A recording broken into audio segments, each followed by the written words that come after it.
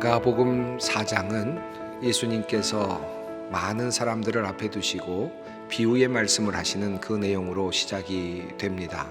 주님은 이렇게 말씀을 시작하셨습니다. 잘 들어라.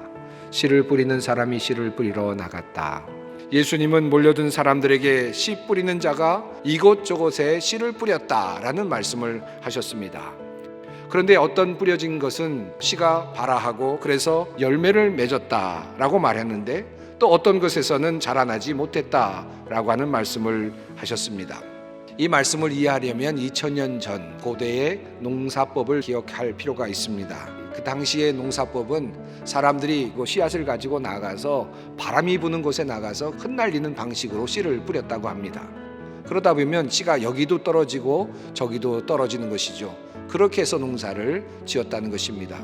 그러다 보면 어떤 씨는 좋은 땅에 자리를 잡게 되지만 어떤 씨는 길가에, 어떤 씨는 가시덤불에 그렇게 놓이게 될 것은 당연했을 것입니다.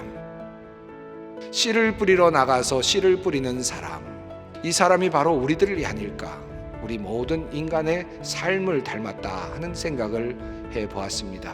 그렇지 않습니까? 우리는 끊임없이 무엇인가 씨를 뿌리는 존재 아닙니까? 말이 씨가 되고 그것이 우리의 모든 삶에 영향을 미치는 원인이 되는 경우들을 우리는 종종 경험합니다.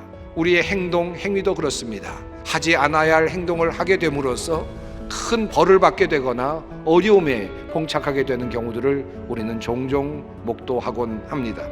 우리는 이렇게 끊임없이 무엇인가를 행하면서 또 말하면서 살아가는데 이 모든 것들이 앞으로 있을 모든 것들의 원인이 되는 그런 것들일 때가 참 많이 있습니다.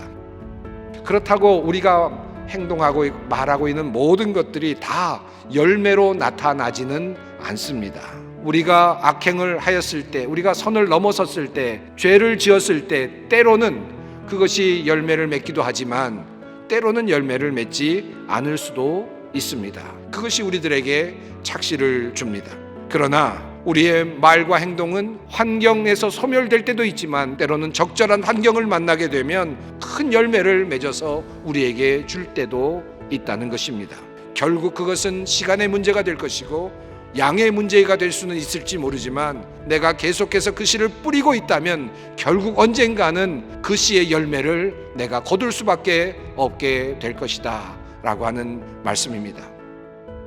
그렇다면 우리는 무엇을 심어야 할까요?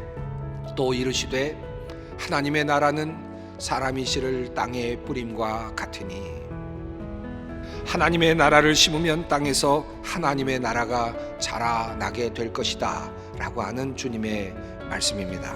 하나님의 나라를 심는 방법이 무엇일까요? 하나님의 말씀을 따라서 사는 것입니다. 사랑하라 하시는 그 명령을 따라 우리는 사랑합니다. 기도하라는 말씀을 따라 기도합니다. 십자가를 지라는 그 말씀을 따라서 십자가를 지는 것이죠. 이것이 바로 하나님의 나라를 심는 것입니다. 그렇게 한다고 해서 모든 것이 다 자라나고 모든 것이 다 열매가 되지도 않습니다. 어느 순간 그 모든 것들은 다 사라져 버릴 수도 있고 싹이 나는 듯 하다가 없어져 버릴 수도 있습니다. 그러나 어느 순간에 나도 모르게 나도 모르는 사이에 크게 자라나서 내 앞에 와 있는 그 나무와 열매들을 우리는 만나게 될 것입니다. 이것이 하나님의 신비입니다. 하늘나라의 신비입니다. 오늘 우리 주님께서 우리에게 말씀하시는 하늘나라의 원리입니다. 씨를 뿌리는 사람이 나가서 씨를 뿌릴세. 여러분은 지금 무슨 씨를 뿌리고 계십니까? 바른 것을 심고 옳은 것을 심고 정의를 심고 사랑을 심고 자비를 심고 용서와 희생을 심을 때 우리는 언젠가 하나님의 나라가 우리 가운데 가까이 와 있음을 보게 될 것입니다. 기뻐하고 감사할 수 있게 될 것입니다.